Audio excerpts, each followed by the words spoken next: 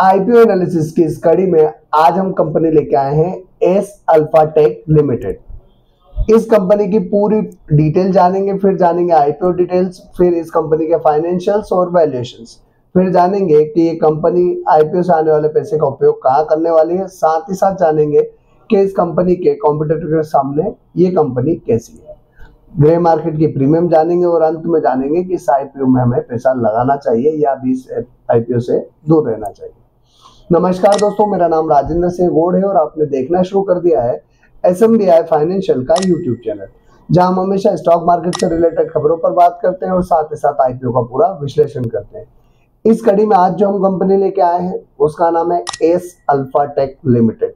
2012 में स्टेब्लिश हुई कंपनी, जो इसका हेड ऑफिस इंडिया में है और ये कंपनी मुख्य रूप से legal, accounting, auditing, tax consultancy, market research और बिजनेस मैनेजमेंट जैसी सर्विसेज प्रोवाइड करने का काम करती है। इसके अलावा ये कंपनी ट्रेडिंग से जुड़ी हुई टेक्नोलॉजी और सर्विसेज प्रोवाइड करने का भी काम करती है। इस कंपनी के अगर हम प्रोडक्ट पोर्टफोलियो की बात करें तो institutional trading tools, B2B retail trading platform, user management system, proprietary trading system, ये इस कंपनी के कुछ प्रोडक्ट है। अगर इस कंपनी का हम वर्किंग एरिया की बात करें तो एस अल्फा टेक पूरे भारत में अपनी सर्विसेज प्रोवाइड करता है। यह डिजिटल प्लेटफॉर्म के माध्यम से क्लाइंट्स को सर्विसेज प्रोवाइड करने का काम करता है। इनकी सेवाएं B2B और B2C दोनों क्षेत्रों को कवर करती है। सबसे इंपॉर्टेंट पॉइंट कि इस आईपीओ में पैसा लगाने में हमें क्या रिस्क है और क्या बेनिफिट है, तो वो हम दोनों समझ लेते हैं। अगर रिस्क की बात करें तो इतनी पुरानी कंपनी होने के बावजूद भी इस कंपनी में वर्तमान में सिर्फ 9 ही एम्प्लॉयज है, जिससे इसकी स्केलेबिलिटी पे सवाल उठता है। फाइनेंशियल सर्विसेज इंडस्ट्री में कंपटीशन बहुत ज्यादा है, टेक्नोलॉजी अपग्रेडेशन काफी फास्ट है और अगर आप इसमें डिले करते हैं तो आप मार्केट से बाहर हो सकते हैं। साथ ही साथ कंपनी की निर्भरता जो है उसके सिलेक्टेड क्लाइंट्स पर है, तो ये कुछ कंसर्निंग पॉइंट हो सकते हैं इस आईपीओ के लिए।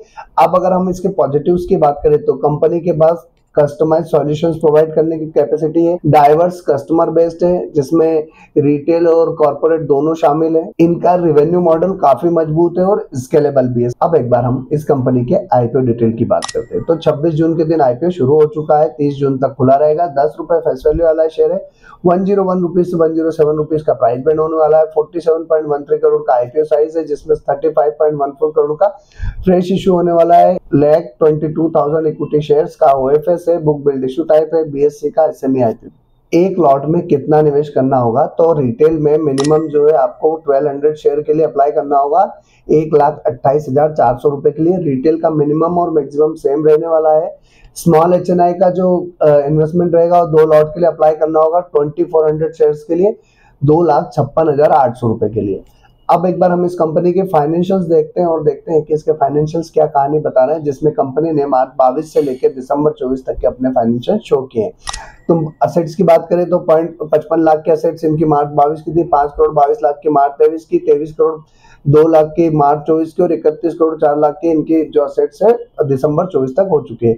रेवेन्यू की बात करें तो 36 लाख के रेवेन्यू 22 की, 4 करोड़ 94 लाख के रेवेन्यू 23 की, 15 करोड़ 35 लाख के रेवेन्यू 24 की और 12 करोड़ 71 लाख के दिसंबर 24 तक की रेवेन्यू हो चुकी है।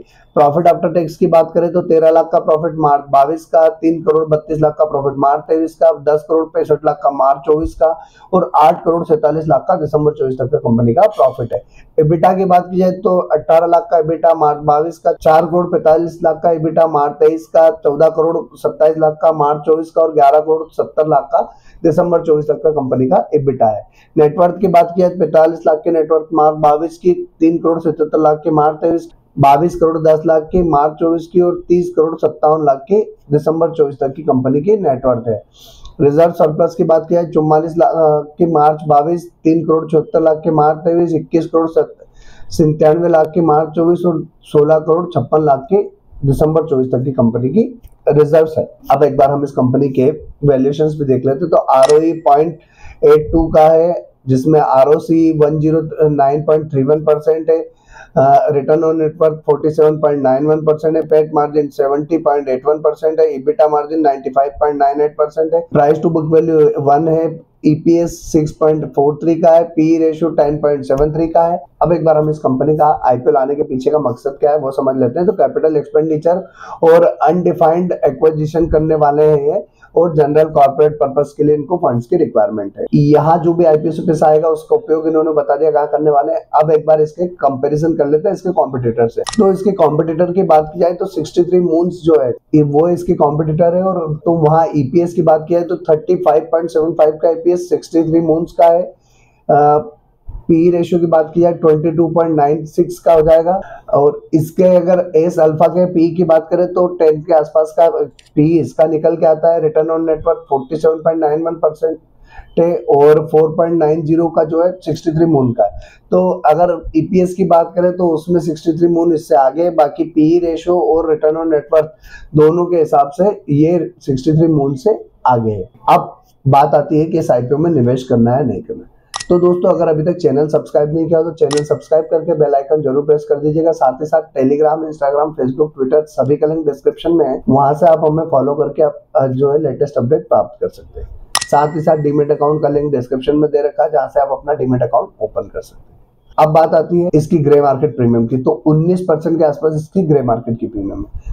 अब मैं इस आईपीओ को फिलहाल अवॉइड करने जा रहा हूँ, क्योंकि फाइनेंशियल मुझे ठीक ठीक लग रहे हैं, वैल्यूएशन ठीक ठीक दिखती है, ग्रे मार्केट में डिमांड जरूर दिख रही है, पर सिर्फ 9 एम्प्लॉयज 13 साल में कंपनी में मुझे इतना अच्छा नहीं शो हो रहा है। तो मैं फिलहाल इसको अवॉइड करने जा रहा हूँ। आपको खुद की रिसर्च करना है, अपने फाइनेंशियल एडवाइजर से कंसल्ट करना है, साथ ही साथ अपनी फाइनेंशियल कंडीशन देखने के बाद डिसाइड करना है कि आप क्या करने वाले हैं। दोस्तों आपका जो भी डिसीजन हो कमेंट बॉक्स में कमेंट करके जरूर बताइएगा कि आप इस आईपीओ में निवेश करने जा रहे हैं या नहीं जा रहे हैं। तो आज के लिए इतना ही, अगले वीडियो में फिर मिलेंगे, तब तक के लिए जय हिंद।